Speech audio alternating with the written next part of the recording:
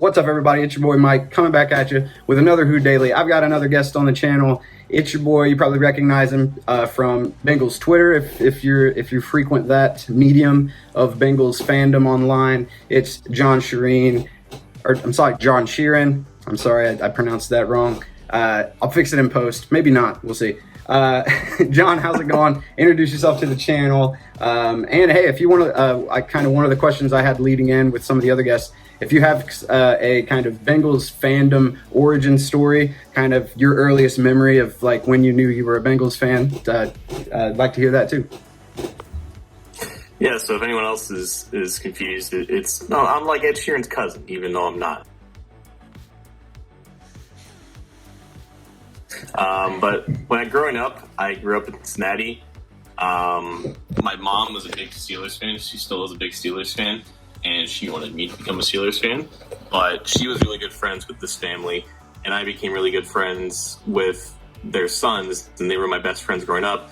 And their family they were all big Bengals fans, and I took a liking to the uniforms when I was like 6, and that's kind of how I got started. I went to almost every home game from like 2004 until like 2013 with my dad, because we had season tickets from my grandpa, who was like a season ticket holder from the very beginning in 1968. And over the past 5 years, I've been writing about them for Cincy Jungle, and yeah, that's about where I am right now.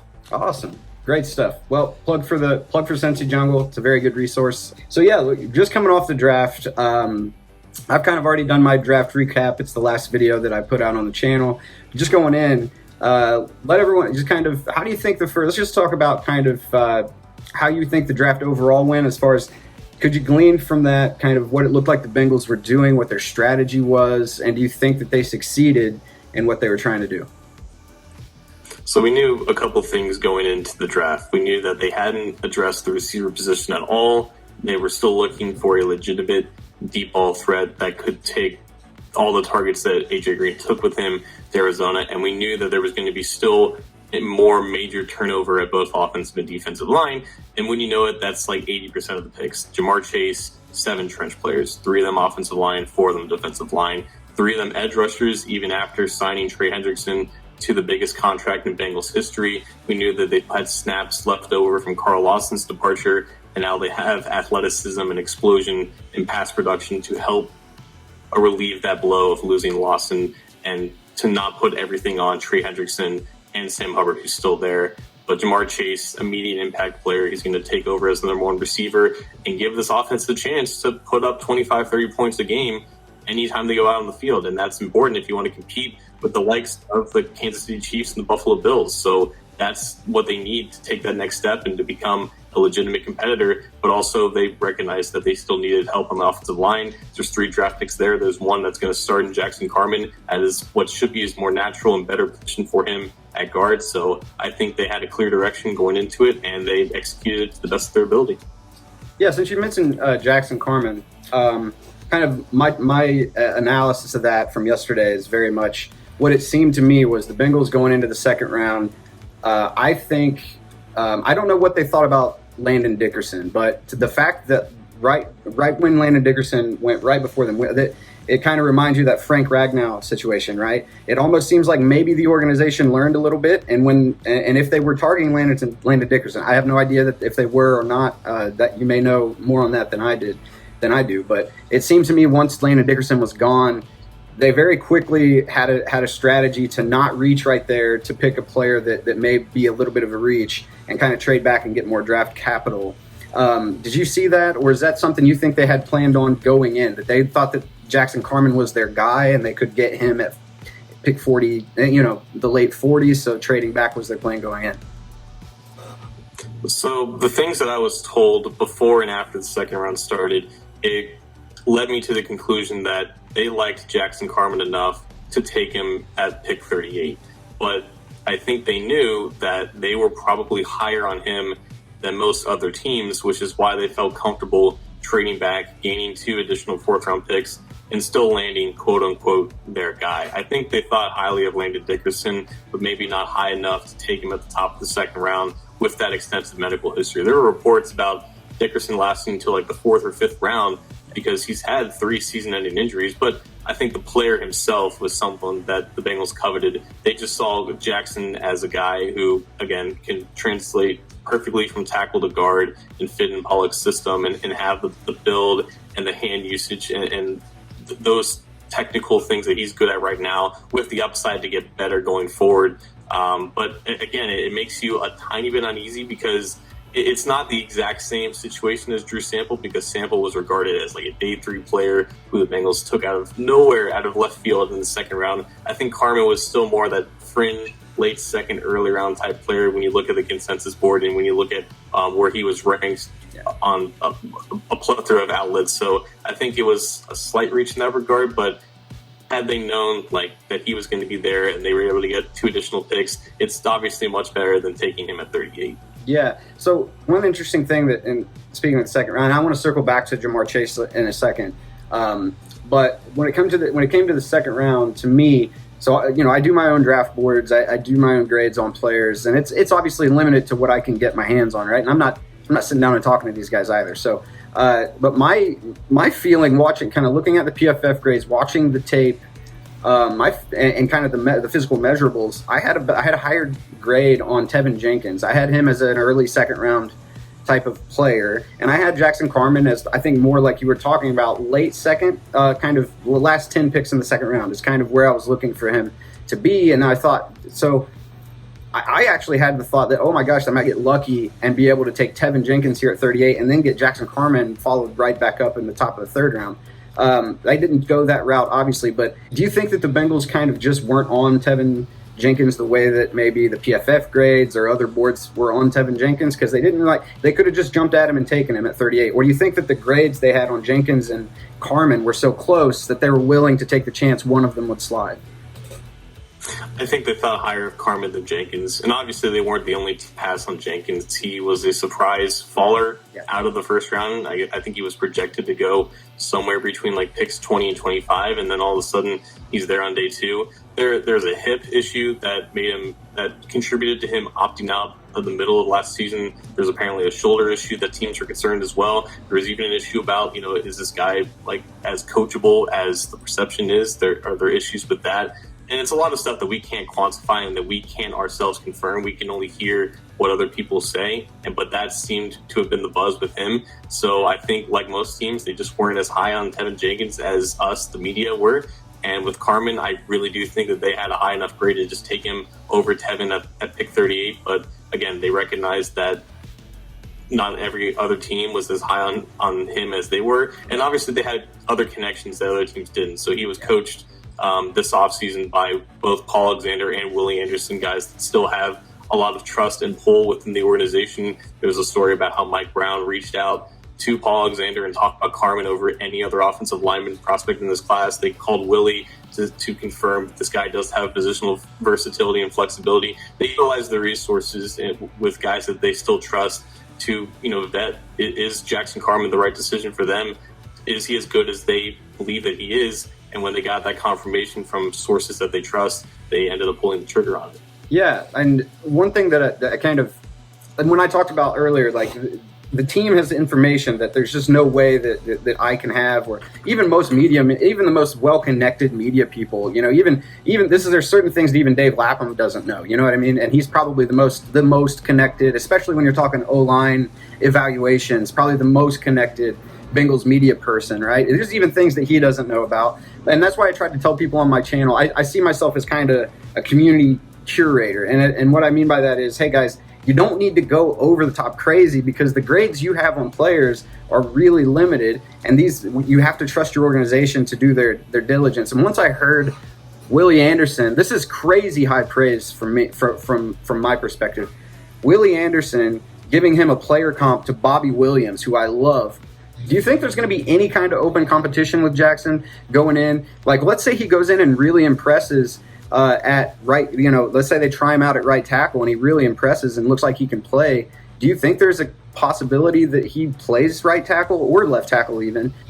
I think Jonah's staying at left tackle, and I think when they immediately said that Jackson's going to compete at guard, that I think we can basically assume that he's going to be starting at guard. an upset if he's not out there starting in week 1 at one of those guard spots. And based off of who they still have, Xavier Suafilo, Quinn Spain, 2 very natural left guards, I think the safe assumption is they're gonna try him at right guard, and they don't really have anyone else who can compete with him who's as talented as him right now. Like, they're not going to bring back Alex Redmond. They don't really have anyone else aside from, I guess, Trey Hill, who they drafted in the 6th round, that can compete with him, which is why I think it's possible that they go out and sign a Nick Easton or a Brett Jones, 2 guys they were connected to long before the draft, as the street free agents that won't affect the compensatory pick formula. And so those additions are possible, but I don't think either of them are beating out Carmen at right guard. I think Reif is safe at right tackle. Had they drafted one of the other guys who were available, like a Sam Cosmi or a Dylan Redunds or even a Tevin Jenkins, then I think Reif's positional flexibility would have been had to put to use there. But I think them calling Carmen a guard immediately after they drafted him tells us all we need to know. Yeah, I agree. I think that's what I said yesterday in the episode. Was it looks like kind of, and I always say, take what I say with a grain of salt because I'm full of shit. I'm just a guy, talking about football on my channel. But what it looks like to me is just what you said, is year 1, play him at right guard, because he played all his snaps the last full season he played at left tackle, right? And like it or not, no matter how much Madden you play, taking a left tackle and moving him to right guard is not just a one-for-one translation. There are different things that they need to learn. There's different kick steps are different. Pulling is way different for that position. And so I think the plan is the 2-year plan, right, is to get him used to the right side by playing in between 2 really good veterans, right? Learning the right side of the offensive line and the stunt work that goes on there, picking up all of the packages and communicating on the right side of the line. And then next year they can either pick up that 2nd-year option that Riley Reif has and move and let him play right guard and then kick Jackson back out to right tackle, or just move on from Riley Reif, keep looking for another guard and kick Jackson out to right tackle after a year at right guard. That's kind of how I saw it going. I wanted to circle back though to Jamar Chase for people who are used to watching AJ Green as this this generation's number 1 wide receiver for the Bengals. How much different? What are the differences? What could Bengals fans expect different in the offense and production out of their number 1 wide receiver, it being Jamar Chase, with Joe Burrow throwing to him, versus having AJ Green for a majority of his career, Andy Dalton throwing to him? They're not entirely comparable in that it's more than just they look different. AJ was 6'4", he was barely 210, he was very lanky. He was also 2 years older than Jamar Chase when he started out as a Bengal. So AJ Green turned 23 before he took his first snap in the preseason. Yeah. So he was already more refined and fluid as a route runner and just as a ball carrier on the field. Chase comes in at 6 foot, 200, but he's even more explosive. He's even faster. He is just as good at the catch point and getting up on top of cornerbacks and stacking guys on vertical routes. It's just Green was at a more advanced level in terms of his route running and where he needed to be in his spots. And that was always something that Chase was just good, not great at. And I think that's where it boils down to with Chase. Like, he's so good at so many things and he's great at some things, but there are some things that you just want a little bit more of. And we haven't seen him since he was 19 years old 2 years ago. So we don't know what improvements he's made over the course of that time. And I think we can tell that he's used that time off to his advantage and become a more explosive and faster athlete as he's growing into his body. But he plays the game like a running back, but he's got the ball skills of a top tier wide receiver. And that's really nothing like AJ Green. I think immediately he becomes an immediate threat with the ball in his hand after the catch, and that was something that Green was never the best at. Like, there were some times he popped off and shook a guy loose, but he never really ran through guys. He kind of avoided contact in that sense and kind of let his lanky elusiveness, he used that to his advantage. Chase runs over guys. It takes multiple guys to bring him down. That's what we saw from him. He broke over 20 tackles in 2019 alone. So there are a lot of things that Chase and Green are dissimilar at, but I think when the ball's in the air, they both had it's mine type of mentality, but Chase kind of out-muscles guys a little bit different than Green, and there's a lot less nuance in how he separates and how he runs his routes. Yeah, I think so. For people who maybe they're more defensive-minded, or maybe this is an easier image in their head, to me, the difference between Green and Chase is basically the difference between a speed pass rusher and a power pass rusher, right? AJ Green's a speed rusher. He's going to try to get you with a quick release and get by you pretty quickly, get you on his hip pretty quickly. Jamar Chase, if you ask for it, he'll stand there and box with you and throw you onto the ground. In fact, there's lots of tape of him doing just that with first-round corners, not just some dudes. These are first-round SEC corners. He just throws onto the ground and runs by him. Like literally, I'm not being hyperbolic. He throws them down to the ground. So that's going to be interesting, a new kind of receiver for the Bengals to watch, right? And the fact that Joe Burrow already has a full season plus however much practice they've done together in college of Joe knows that Jamar likes to run those kind of routes. That's the kind of guy he is.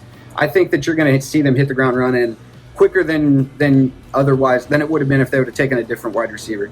Going down the board, let's go down the draft picks and give me, if you can, like the number one strength for each one of these guys, kind of the trait that kind of jumps off the tape when you look at them.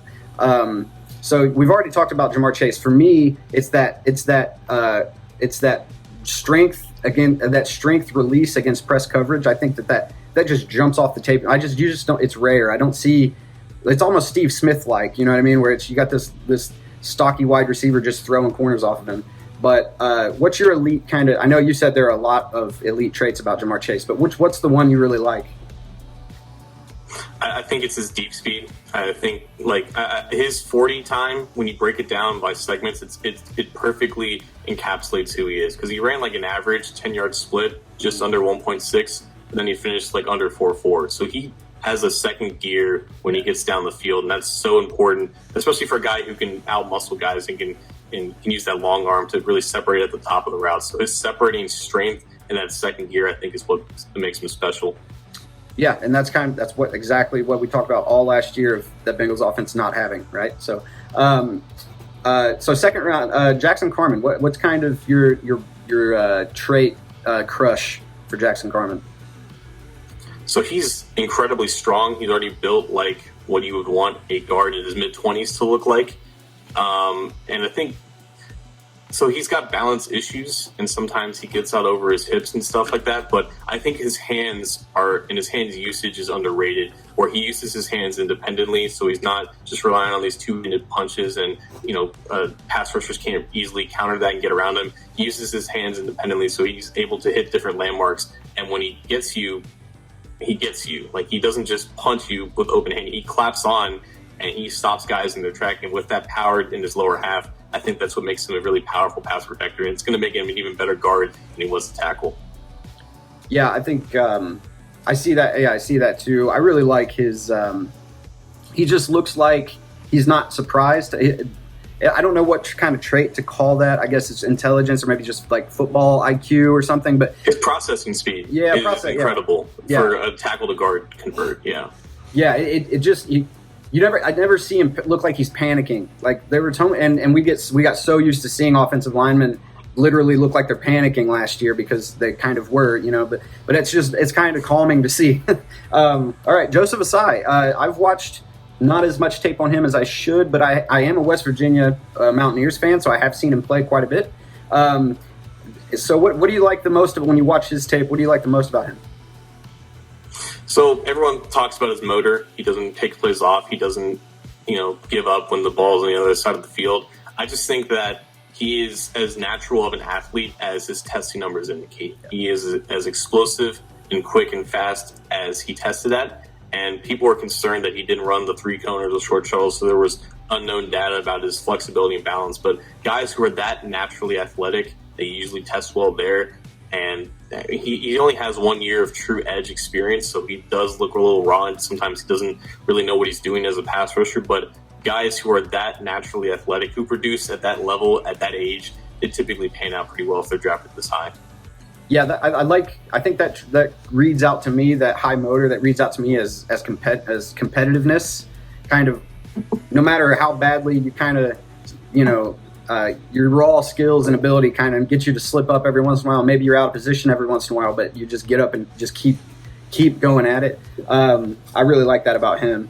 There's a really cool thing. There's kind of a funny, speaking since we talked about Tevin Jenkins, there's a funny kind of video going around on Twitter right now of Joseph Asai beating Tevin Jenkins for a game-winning sack whenever they played, which is interesting. But yeah, what do you think is, like, he's wearing number 58, but, there's going to be obvious comparisons for the guy they just lost.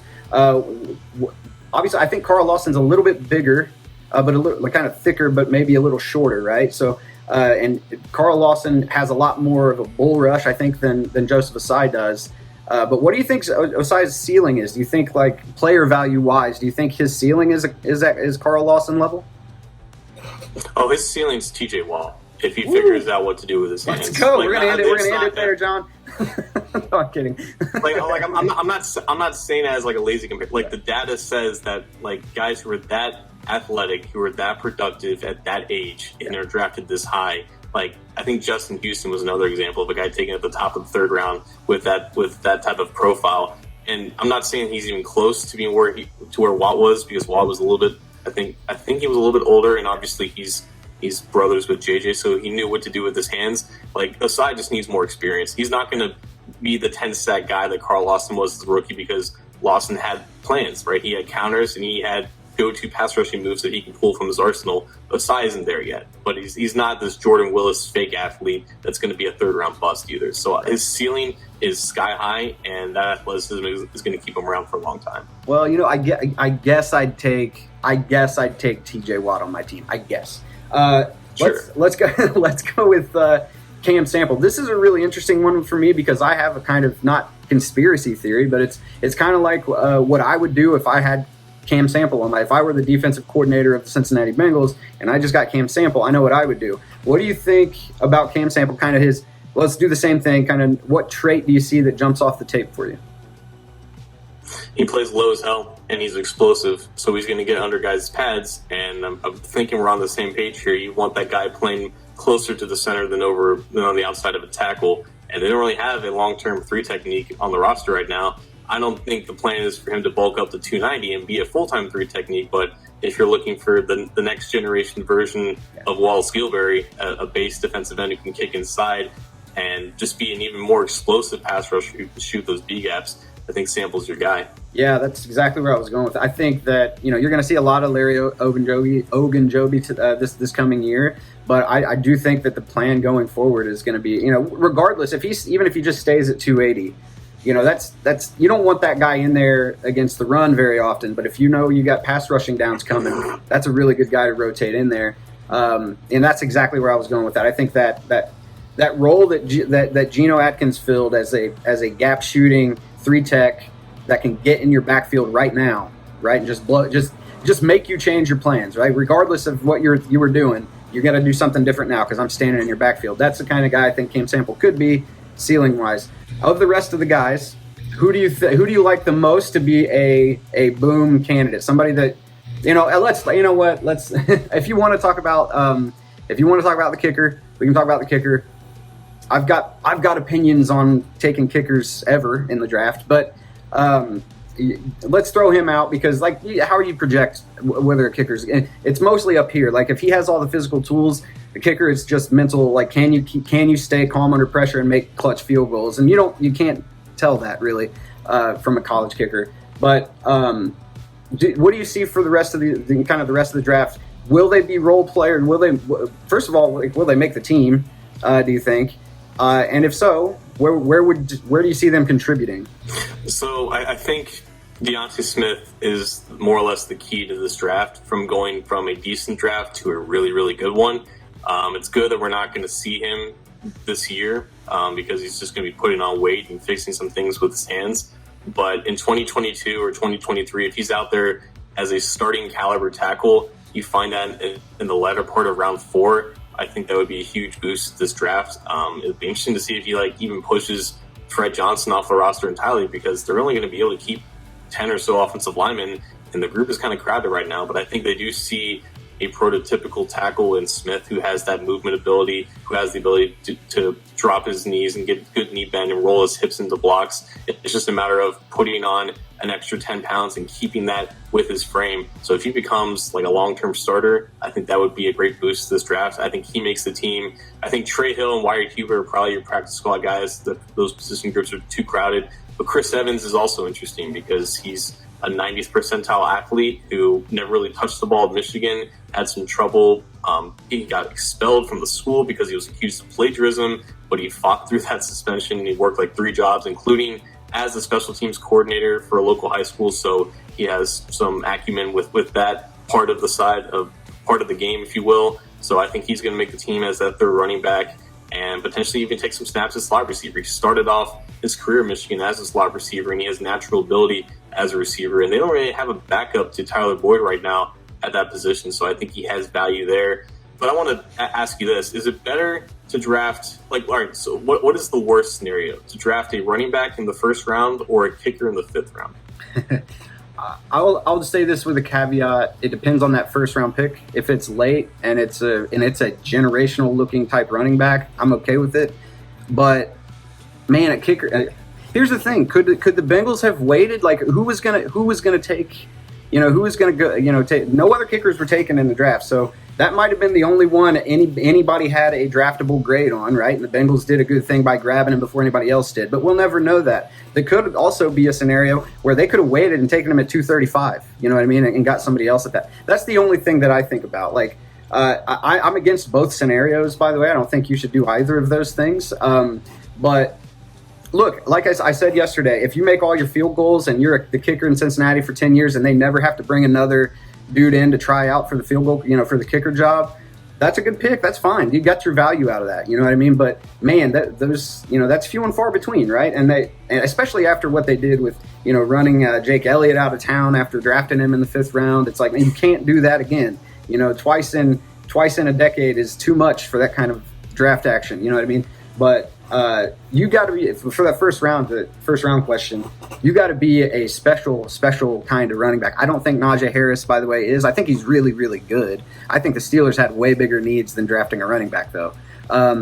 One thing I'll say is I'm all on you with Chris Evans. I actually, in a lot of my 7th-round mocks, I was talking about him and Puka Williams as 6th, 7th-round options. So it's interesting the Bengals went ahead and signed Puka because I think he is just lightning in a bottle. If you can design just a few touches a game for him to get him in space, he's a touchdown waiting to happen. He may be even to be able to return some kicks for you. But yeah, I like Chris Evans a lot. And Wyatt Hubert he reads special teamer to me, like career special teamer to me. That's just kind of what I see, which is fine, by the way. Every team needs their Clark Harris, you know what I mean? So to your point, I think draft grades are dumb, but I like the way you put it. That it's that if Deontay Smith ends up becoming a starting level offensive lineman for the Cincinnati Bengals, that takes this draft from pretty good to really kind of great. I just want to end it on kind of a positive note with what are you hearing about Joe Burrow? Because I'm thinking that they're getting really close to just saying, hey, Joe's ready to go. He's not quite there. I have seen him throw. He's not really moving, throwing on the run just yet. He's not putting too much pressure on that knee. I think he's right where he should be, though. And it wouldn't shock me if by late August he was going 100%, and it wouldn't just be like the first time he's taking live hits is week 1 in September. But it's a long process, and I think they've done a good job of tempering expectations, not saying too much. Don't want to repeat what they did with AJ Green and mishandle that, and I guess Joe Mixon last year as well. So I mean, he's Joe Burrow. Like the entire city is rallying behind him, and this team only goes as far as he does. So they definitely don't want to mess this up and push him too far too early. Gotcha. I saw some Vegas lines for Jamar Chase, 1,099 yards over under. Well, where are you going with that? 1,099. I'll go under, just because that's a lot for a rookie receiver. Not saying that he can't, right. He won't, or that he couldn't. But I think you look at this offense specifically. Like Burrow can throw for 4,500 yards and you could have feasibly 3 receivers getting 1,000 of them. And then there's Uzoma, there's Mixon out of the backfield, there's Drew Sample. I think it's going to be very evenly distributed to start, and then slowly as the season and as the next couple years go on, you're going to have guys separate as to the main targets. So it may be more evenly distributed this year, but also it could be the opposite. It could be Joe has more trust in Jamar right out of the gate because they have that history together, and he's just the automatic go-to right away. But I think it would benefit them to more spread the ball out and be a more diverse type of offense when you're going 11 personnel out of empty and you have a lot of options, and maybe guys start to take Jamar, or they try to take Jamar away early and they double him and gives opportunities for Boyd and Higgins. So I'm going to say just under 1,100 yards, I guess, but he can still definitely break 1,000. Yeah, I'm going to go under as well, but for a different reason. I think that you got to start getting the value that you're paying your running back room. You got to start extracting that. You can't keep paying Joe Mixon what you're paying him without him putting up, getting close to, 1,600 yards a year, right? So I think because the run game is going to be much improved, that you're not going to need to be throwing the ball 50 times a game, right? Which is going to cut down on yardage, going to cut down on touchdowns. But if Joe Mixon has a breakout year, if Joe Mixon has a big year by Joe Mixon standards, the Bengals are going to be in a really good spot. That's what I think. So I'll be continually rooting for Joe Mixon and that offensive line to figure out how to move the football on the ground, something they really couldn't do last year. But I'm going to wrap it up there, man. Thanks for coming on. John Sheeran, thank you for coming on to the show. Writer for Cincy Jungle. Go check out his stuff. Always right on top of everything. I've been Mike. He's been John. This has been Who Daily. See you next time.